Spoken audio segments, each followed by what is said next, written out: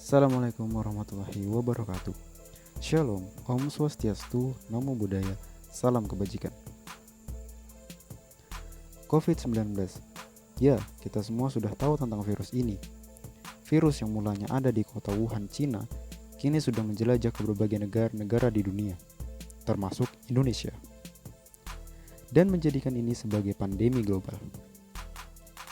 Oke, tentu saja ini berimbas ke berbagai sektor, yaitu pendidikan, politik, agama, bahkan tentu saja ekonomi.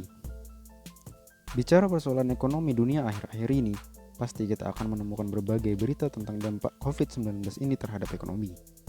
Tentu saja dampaknya cukup besar. Kenapa begitu?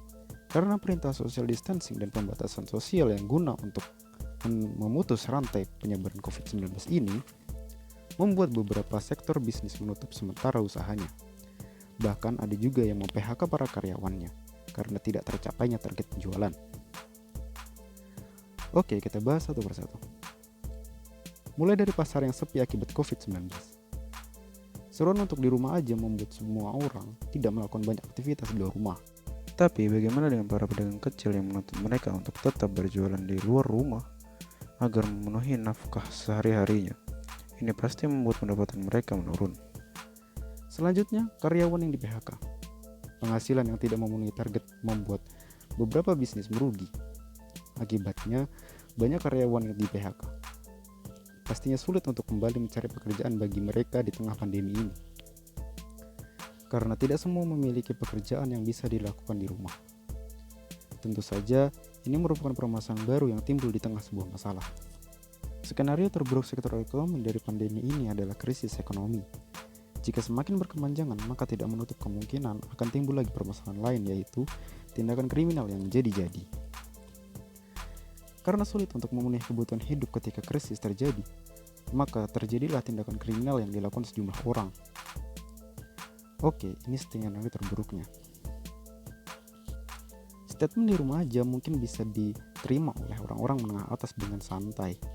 Namun, bagaimana dengan orang-orang menengah ke bawah yang pasti merasa kebingungan untuk mencari nafkah? Apa mungkin ini merupakan sebuah konspirasi? Bisa jadi ada orang-orang yang mengontrol semua ini agar terjadi chaos dan lain-lain. Bisa jadi.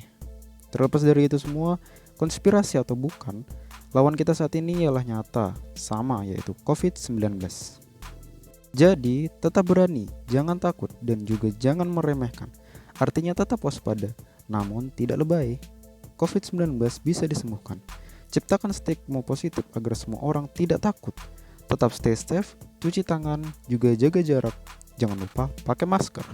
Dan yakin semua akan kembali normal. Jangan mudah takut karena berita negatif COVID-19. Jaga pikiran kita agar tetap berpikir positif.